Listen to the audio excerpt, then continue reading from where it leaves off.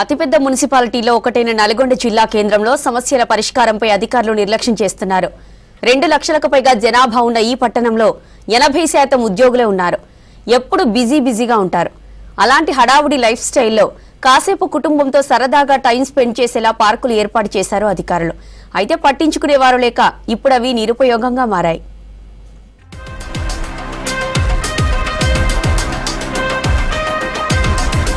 Pollution రహిత మున్సిపాలిటీగా జాతీయ స్థాయి అవార్డు అందుకుంది నల్గొండ మున్సిపాలిటీ. రాష్ట్రంలోని అతిపెద్ద మున్సిపాలిటీ ఇది. ఇక్కడ ప్రజలు సేద తీరేందుకు ఏర్పాటు చేసిన పార్కులు ఇప్పుడు నిర్లక్ష్యానికి గురవుతున్నాయంటున్నారు పబ్లిక్.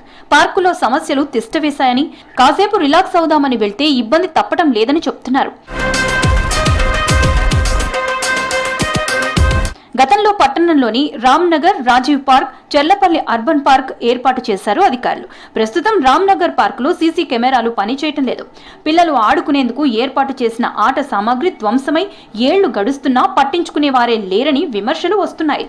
రాజీవ్ పార్కులో ఆట పరికరాలు విరిగిపోవడంతో పాటు టాయిలెట్స్ నిర్వహణ అధ్వాన్నంగా మారిందంటున్నారు స్థానికులు. నల్గొండ అలా పార్కులు ప్రజలకు ఆహ్లాదాన్ని కలిగించే విధంగా లేవు. ఏదైనా పార్కు పోతే వాళ్ళు బాధపడే విధంగా ఉన్నాయి, కానీ ఆహ్లాదంగా నల్గొండ పార్కుల నిర్వహణ సక్రమంగా లేదు.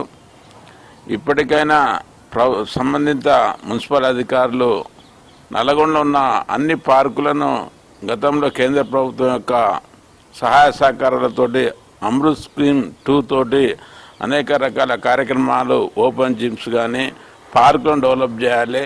ఇక నల్గొండ పట్టణానికి తలమానికంగా ఉండేలా 3 ఏళ్ల క్రితం చెర్లపల్లి ప్రాంతంలో పార్క్ ఏర్పాటు చేశారు అధికారులు. 3 కోట్లతో నిర్మించిన ఈ పార్క్ ఇప్పటికీ ప్రారంభించలేదని తెలిసిందే. దీంతో అసాంఘిక పనులకు ఇది కేంద్రంగా మారిందంటున్నారు స్థానికులు. చెర్లపల్లి అనువైన స్థలం కాదని తెలిసినా హైవే వెంట వచ్చిపోయే వారికి వీలుగా ఉంటుందని ఇక్కడ పార్క్ నిర్మించారని విమర్శిస్తున్నారు లోకల్స్.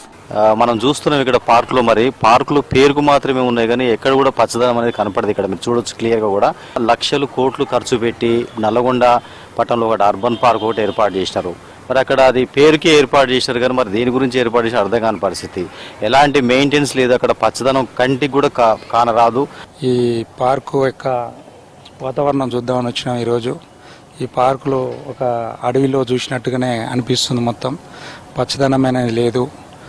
మెయిన్ వాకింగ్ చేసిన వాళ్ళకి కొంచెం ఏదైనా ఇబ్బంది అనిపించిన వాటర్ సౌకర్యం అనేది లేదు.